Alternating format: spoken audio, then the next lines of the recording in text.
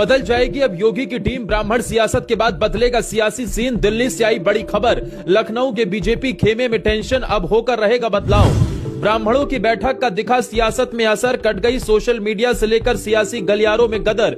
योगी के प्लान पर लगी मुहर, जानिए अब क्या होने जा रहा। समाज के जुटान से बीजेपी में हलचल तेज, शाह ने योगी को फोन कर बुलाया। अब मंत्रिमंडल में होगा बड़ा बदलाव, सामने आए अब ब्राह्मणों से जुड़े चौंकाने वाले नाम।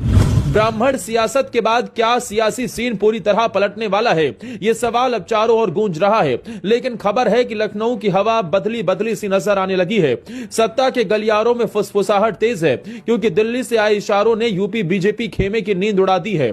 सवाल सिर्फ इतना नहीं कि बदलाव होगा या नहीं, सवाल यह भी है कि अब योगी की टीम कैसी दिखेगी। क्योंकि पहले ठाकुरों का जुटान हुआ, फिर ब्राह्मण सियासत की गूंज हुई, जिसके बाद से सोशल मीडिया से लेकर संगठन के भीतर तक हलचल है। जिन चेहरों को अडिग माना जा रहा था, उन पर भी सवाल उठने लगे हैं। दावा है कि 2027 से पहले 2026 में बड़ा दांव खेले जाने की तैयारी अब शाह ने कर ली है, और इस दांव की बिसात लखनऊ में बिछ चुकी है। चर्चा तो यह भी है कि शाह की योगी से फोन पर भी बात हुई है। रिपोर्ट्स की माने तो दिल्ली और लखनऊ के बीच बीते घंटों में जो हुआ, उसने सस्पेंस और गहरा दिया है।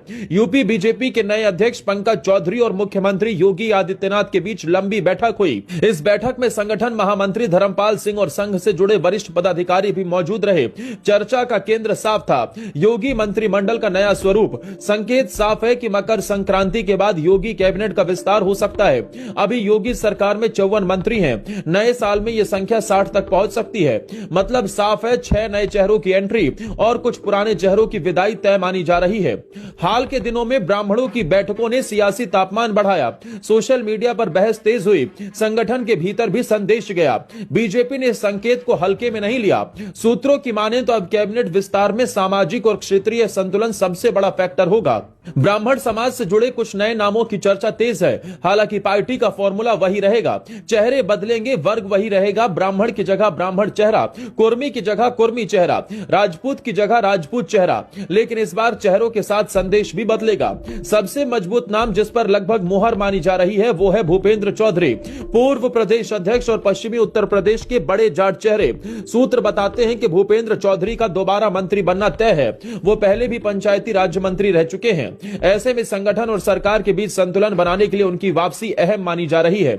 बीजेपी पश्चिमी उत्तर प्रदेश को साधने में कोई जोखिम नहीं लेना चाहती। जाट फैक्टर और संगठनात्मक अनुभव दोनों को जोड़कर भूपेंद्र चौधरी को मजबूत विकल्प माना जा रहा है।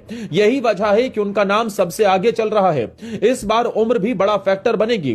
पार्टी के भीतर साफ संदेश है कि नई टीम 45 से 55 उम्र की होगी। 55 से ऊपर के कई चेहरों की छुट्टी हो सकती है, कुछ संगठन से सरकार में जा सकते हैं। बीजेपी की रणनीति ताश की गड्डी जैसी है, पत्ते वही रहते हैं लेकिन हर बार फेंटे जाते हैं। यही फॉर्मूला योगी कैबिनेट में भी लागू होगा।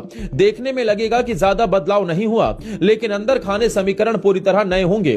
पूर्वी, पश्चिमी, अवध और बुंदेलखंड सभी क्षेत्रों को साधने की कोशिश होगी, ताकि 2027 से पहले कोई खाली जगह ना बचे। हालांकि यह बदलाव तुरंत नहीं होगा। पार्टी 14 जनवरी से पहले कोई बड़ा कदम नहीं उठाएगी।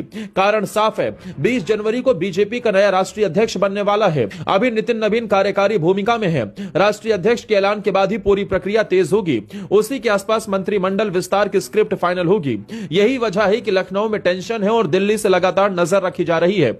योगी की टीम बदलेगी। सवाल सिर्फ इतना है कि किसका नंबर आएगा और किसका कटेगा। राजनीति के इस शतरंज में अगली चाल बेहद अहम होने वाली है।